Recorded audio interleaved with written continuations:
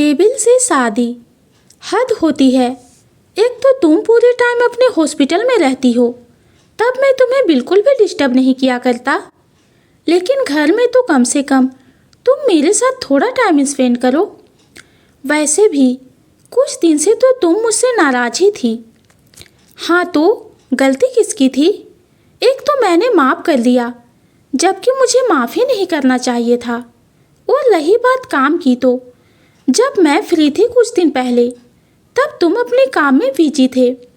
उस वक्त तो मैंने कोई शिकायत नहीं की, और अब जब मुझे काम है तो इतनी शिकायत। ऋचा की बात पर संदीप अब कुछ नहीं बोल पाया, क्योंकि ऋचा की कही हुई बात सही थी।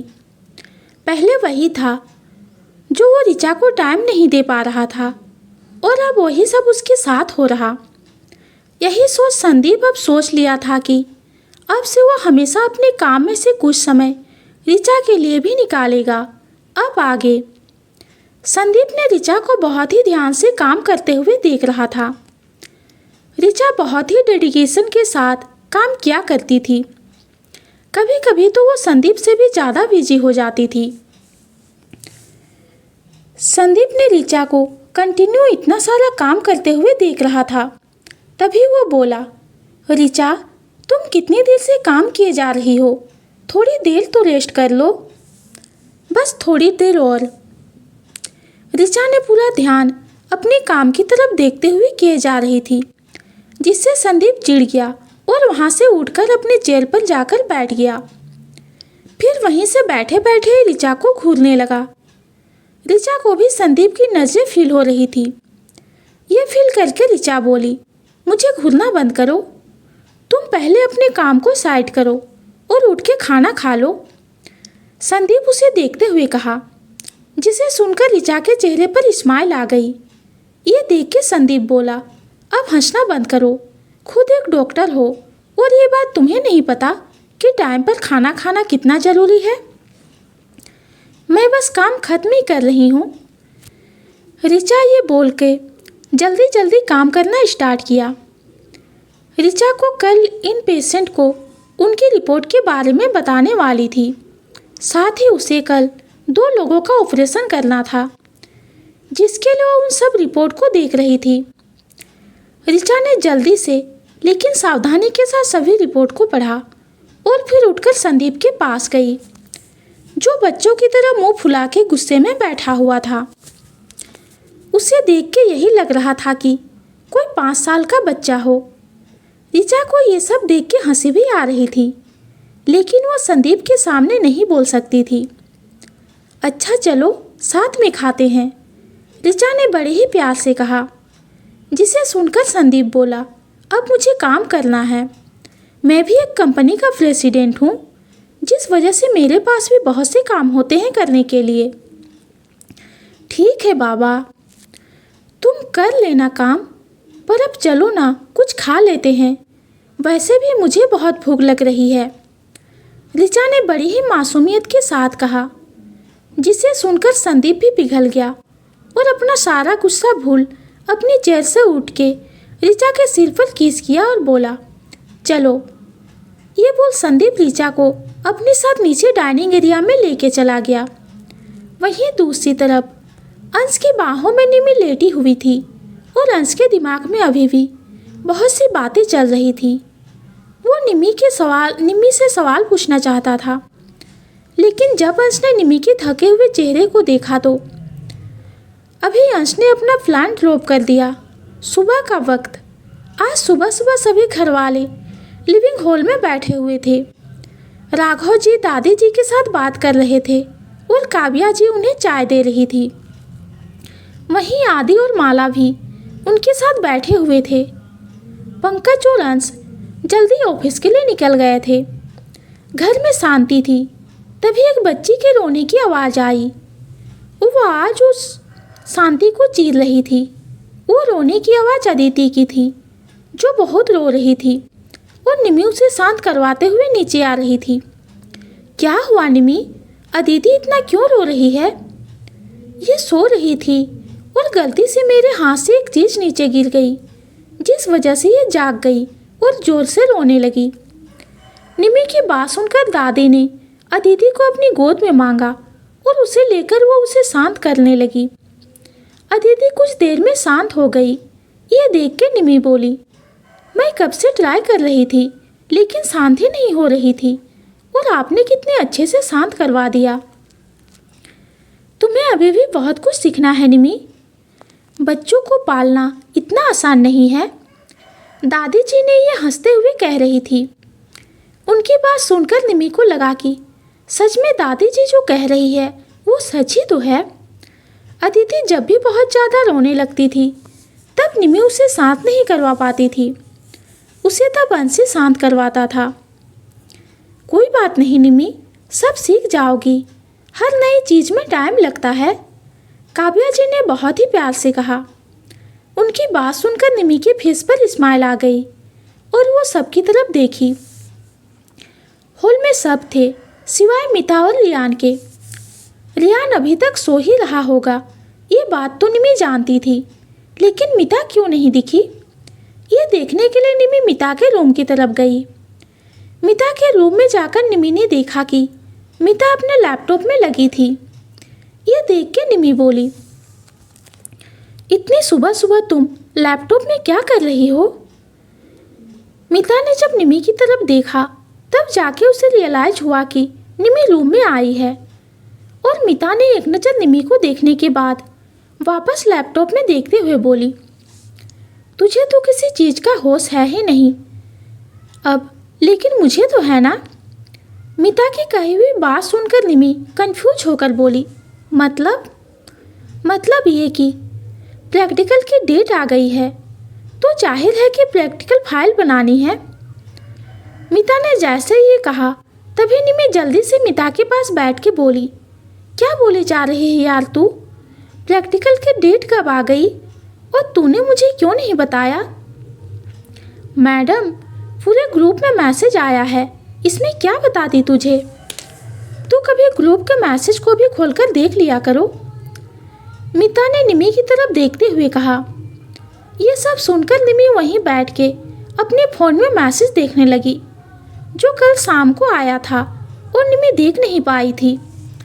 पूरा मैसेज को पढ़ने के बाद निमी ने मिता की तरफ देख के कहा, यार ये प्रैक्टिकल तो कल ही है, ये ठीक नहीं है। ऐसा भला कोई करता है क्या? एक दिन पहले बता रहे हैं, मैं कैसे करूँगी? क्लास में तो ये पहले ही अनाउंसमेंट हुआ था, लेकिन हाँ, मैसेज पहले कर देना चाहिए था। बट अब क्या कर सकते हैं, मैं तो फाइल बना रही हूँ, तू भी बना ले अब। मिता ने अपने काम को करते हुए कहा। निमी के लिए किसी शौक से कम नहीं था। अब उसे एक दिन में फाइल बनानी होगी और साथ ही कल कॉलेज जाना, यानी कि कल सुबह जल्दी उठना हो। वो पहले से ही रात को अच्छे से सो नहीं पाती थी और अब तो उसे जल्दी उठना भी है। निमी अभी भी ऑनलाइन स्टडी कर रही थी, लेकिन उसके एग्ज़ाम और प्रैक्टिकल ये सब ऑफलाइन ही कॉलेज में होने वाले थे। निमी को इतना पता था कि प्रैक्टिकल आसपास है, लेकिन उसे यह नहीं पता था कि वो इतनी जल्दी आ जाएगा। यही सब सोच के निमी बोली, अब तो मुझे डर लग रहा है, कहीं एग्ज़ाम की डेट शीट कल रात को भेज के यह ना कहे कि अगली सुबह से एग्ज़ाम है। तू पागल है क्या? ऐसा कुछ नहीं होने वाला है। एग्ज़ाम के कम से कम 15 दिन पहले आएगी और मुझे तो लग रहा है कि अभी नेक्स्ट मंथ से एग्ज़ाम होगा। मिता ने निमी को शांत करते हुए कहा। तभी निमी बोली, यार कब कल मुझे फिर से उस रोमी को देखना पड़ेगा। सीरियसली, कल कहीं उसका खून ना हो जाए मेरे से। अगर उसने मुझे टोका तो शांत रहना, लड़ाई करने की कोई ज़रूरत नहीं है। याद नहीं तुझे? पिछली बार भाई को भी पता चल गया था इस बारे में। मिता ने निमी को पिछली बार का इंसिडेंट याद दिलाते हुए कहा था कि कैसे अंश को सब पता चल गया था। यही सोच के निमी ने कहा, हाँ ठीक है, मैं कुछ नहीं कहूँगी, लेकिन हिसाब तो मुझे उससे चुकाना है। निमी की बात सुनकर मिता समझ गई कि अभी जो उसने कहा उसका असर बिल्कुल भी निमी पर नहीं हुआ। वो कल रोमी से जरूर उलझेगी।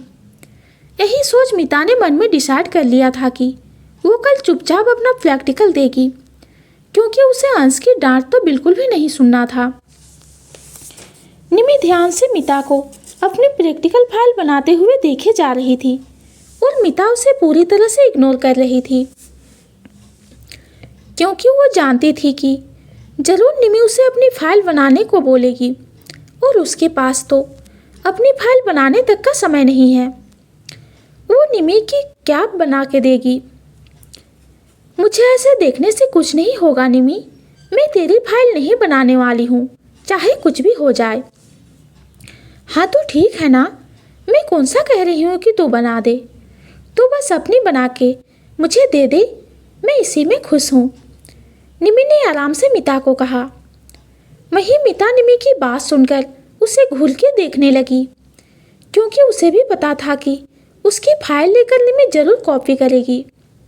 लेकिन मिता तो अपनी दोस्ती के सामने मजबूर हो गई, इसीलिए वो बोली, ठीक है, लेकिन कुछ लाइन्स और डिजिट को प्लीज़ चेंज कर लेना, वरना मैम को पता चल जाएगा। हाँ वो सब तो मैं कर लूँगी, तू इसकी चिंता मत कर। अब बस अदिति आराम से रहे और मुझे मेरा काम करने दे, निमी ने कहा, क्योंकि अदिति अब पूरे दिन तो अपनी माँ से दूर नहीं रह सकती थी। जब उसे भूख लगेगी वो रोएगी जरूर। निमी ये सब सोच ही रही थी कि अदिति के साथ काम करना इज नॉट पॉसिबल, जिस वजह से उसे अब टेंशन हो गई। अंश जब रूम में होता तब उसे टेंशन नहीं होती थी, क्योंकि तब अदिति की पूरी जिम्मेदारी उसके डैड की होती थी। तुम मत सोच इतना, मेरा काम हो जाएगा तब मैं उसे देख लूँगी, वर वैसे भी मोम और दादी उसे अच्छे से रख लेते हैं। अब तो एग्ज़ाम होंगे, कल प्रैक्टिकल है, कितना टाइम लगेगा इन सब में किसी को नहीं पता, तो उसे मोम और दादी ही देख लेंगे। मिता ने निमी से कहा। मिता की बात तो सही थी, लेकिन निमी को इस केस में अदिति से ज़्यादा चिंता दादी जी और काव्या जी की होने लगी थी, क्योंकि कभी कभी अदिति बहुत परेशान कर दिया करती थी। अब मिता के बर्थडे वाले दिन को ही ले लिया जाए, वो बिल्कुल भी नीचे या झूले में नहीं रह रही थी, उसे पूरा टाइम गोद में ही रहना था। निमी को सोच में डूबा देख के मिता ने फिर से कहा, अरे तू फिर से सोच में खो गई, अभी ये सब मत सोच, वो जाके अपना लैपटॉप लेकर आ और काम स्टार्ट कर। पता नहीं कितना टाइम लगेगा मेरा पूरा होने में, तब तक तू कुछ तो करेगी।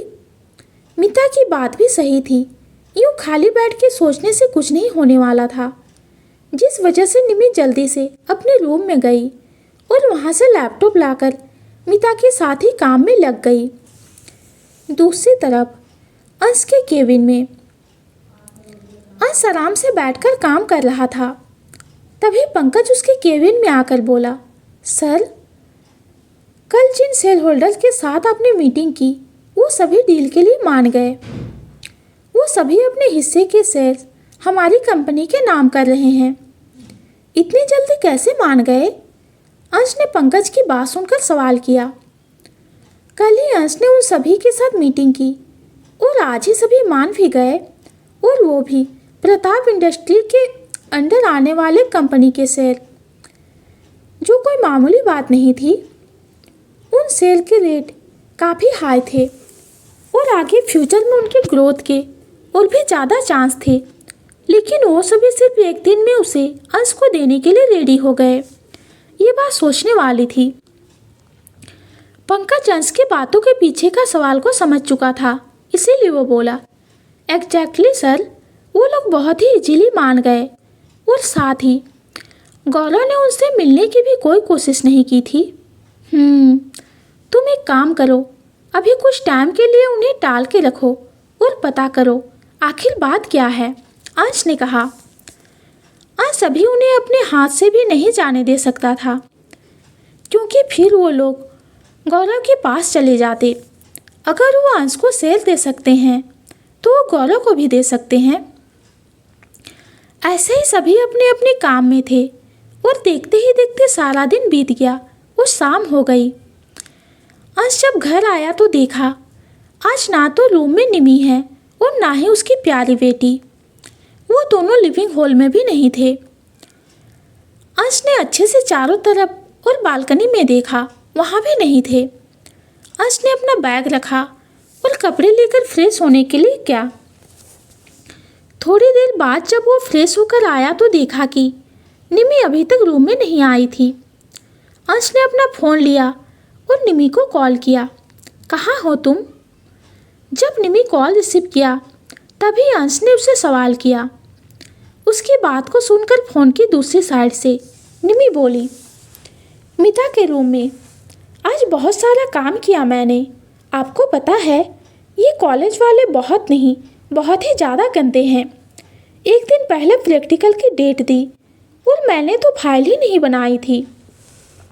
आज पूरे दिन मैं और मिता इसी काम में लगे हुए हैं। हालत ख़राब हो गई। निमी ने जब अंश की आवाज़ सुनी थी तभी बिना कुछ सोचे समझे वो अपने कॉलेज की और आज उसने कितना काम किया यही सब एक ही सांस में अंश को सुनाने लगी थी। अंश जो दूसरी साइड ये सब सुन रहा था वो बोला, अदिति कहाँ है? क्या मतलब? मैंने आपको अपनी इतनी सारी परेशानी बताई और आपको अदिति याद आ रही है। आपको मेरी फिक्र नहीं है ना? मैं समझ गई। आपने फ़ोन सिर्फ अदिति के बारे में जानने के लिए किया था और मैं पागल जो ये सोच के कि फ़ोन मेरे लिए है इतना सब कुछ बोले जा रही थी। मुझे लगा सब सुन आप कहेंगे कि निमी रूम में आओ, मैं तुम्हारी फाइल बना देता हूँ। निमी एक बार फिर से नॉन स्टॉप बोले जा रही थी। उसके आगे की बकवास ना सुनने के लिए अंश ने फ़ोन रख दिया। वहीं निमी ने फ़ोन को देखा और फिर मिता को। मिता उसे देख के कहा, तू सच में पागल है? ये आज पूरे दिन काम करते हुए हो गई है। ये क्या क्या बोले जा रही थी बिना सिर पैर की चीज़ें। तू चुप कर। मैंने ये सब इसलिए कहा क्योंकि मुझे लगा कि अंश मेरा काम कर देंगे, बट आई एम रॉन्ग। निमी ने कहा और मिता के बेड पर लेट गई। वो आज पूरे दिन काम किए जा रही थी जिस वजह से वो बहुत थक गई थी। निमी आलसी बन के बेड पर लेटी हुई थी। तभी मिता उसे देख के बोली, क्या हुआ? रूम में नहीं जाना है क्या तुझे? मिता की बात सुनकर निमी ने उस तरफ देखा। वो सोचने लगी कि वो कैसे जाएगी। आफ्टर ऑल अभी भी वो अंश से गुस्सा होकर बैठी थी। निमी ये सब सोच ही रही थी कि मिता के रूम का डोर नॉक हुआ। दोनों ने आवाज़ सुनकर उस तरफ देखा। वहाँ पर अंश था। उसे देख निमी अपनी जगह से उठ गई और उसकी तरफ देखने लगी। क्या कर रहे हो तुम दोनों? अंश ने उन दोनों की तरफ देख के सवाल किया। मिता अंश की बात सुनते ही उसे पूरी डिटेल देने लगी थी। वहीं निमी को जैसे इस बात से कोई मतलब ही नहीं था। वो आराम से वैसे ही लेटी हुई थी।